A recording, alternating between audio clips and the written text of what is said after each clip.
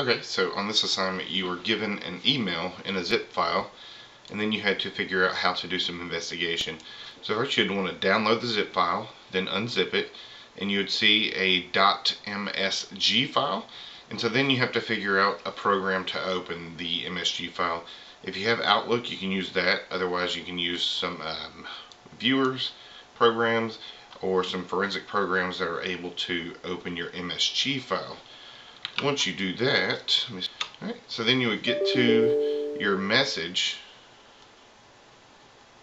all right, and you can go to File, Properties, and from here you can grab these internet headers. All right, and so if you just read through it this way, you can decipher it, but it's probably a lot easier to take all of this information, copy it, and then go to an online tool to evaluate email headers. So here's an email header analyzer, and we can just simply paste our email header in here, ask it to analyze our header. At this point, it's going to go through and give us a good bit of information about different tests that it passed or failed, and then the different hops that the email took to get from the sender to the receiver. It's going to give us the originating IP address, the originating IP address, and lots of other information, the subject, and other information such as the email server, the date, when things were sent.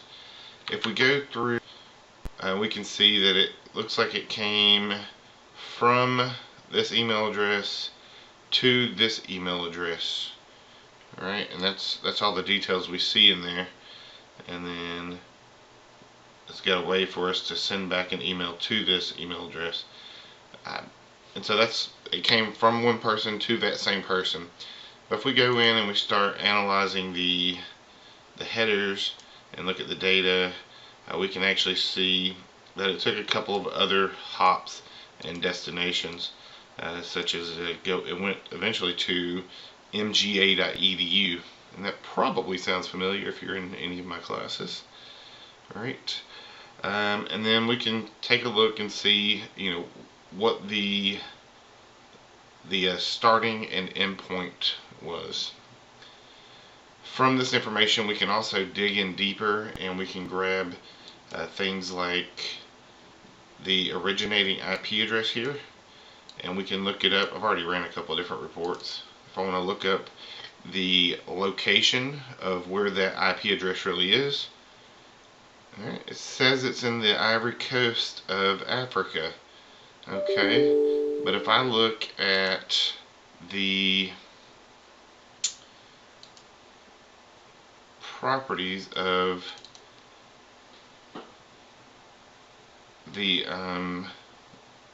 domain and the information in the message, it looks like it might be coming from Korea, but I can see the ISP is in Africa.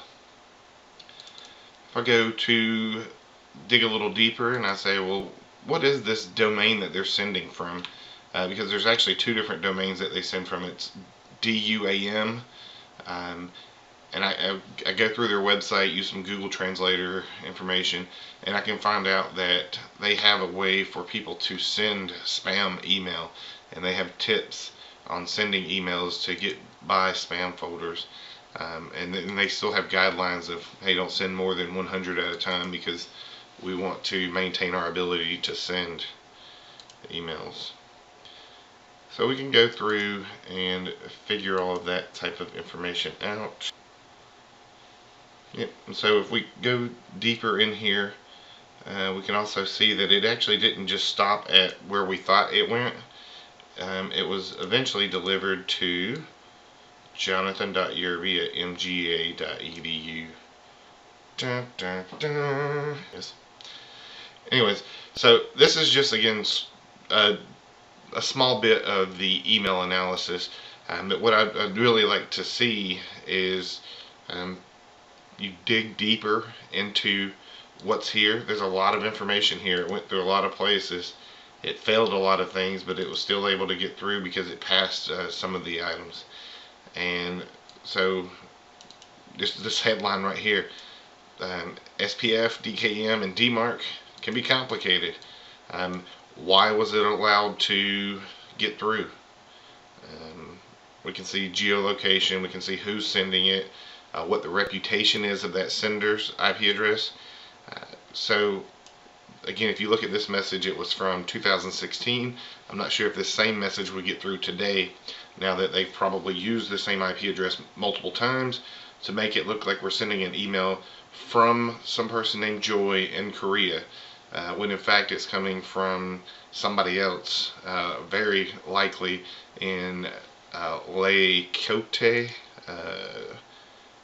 the Ivory Coast, in somewhere in Africa. So that gives you a little bit of information about how you can go much deeper on email investigation. And again, there's more that we can do from this point. I'm just using some free web tools. We could get a little bit more information from some of our forensic tools, and then there's other tools specifically for email that can really get deeper than even some of our expensive or even the free forensic tools. So thanks.